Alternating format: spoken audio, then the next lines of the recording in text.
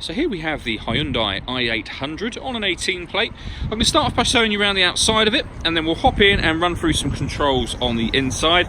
But from the outside you can see it's a 5-door car. Those side doors are sliding doors and tinted windows, of course.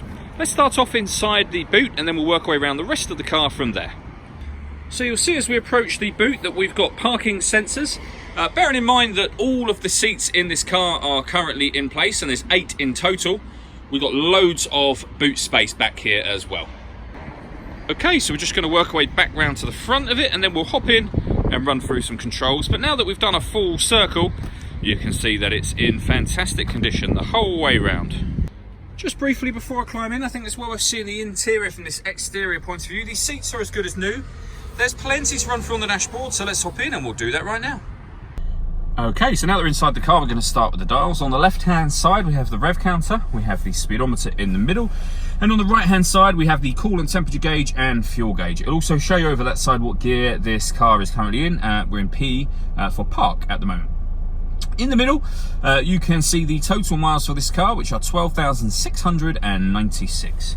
If we back out to the steering wheel, on the left hand side we have stereo controls, and on the right hand side we have the ability to answer and end phone calls. That is of course once you've paired up the phone, and that is done on the stereo over in the center here by hitting phone and then following the instructions on screen using these numbers. When it comes to music, the radio is FM and AM, as you can see.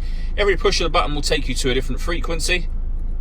If you want to listen to your own music, you can do that via the CD player just there. We've also got auxiliary and USB inputs as well. If I press the media button, it will show that nothing is connected currently, but that's the button that you will use when you want to listen to your own music. Beneath that section, we've got the climate control for the car. If I just move the gear lever out of the way, you can see we have the fan speed here. That controls the fans for the rear of the vehicle. We can control the temperature up and down from here. We've also got heated driver seat with 3 different heat settings on it, and you can control the temperature on the left hand side of the car just there as well. Beneath that, we've got the auxiliary and USB inputs that I mentioned previously. The fully automatic gearbox.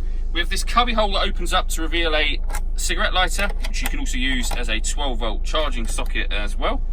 And then down here, we have a separate 12-volt charging socket and even more storage space in here for cup holders.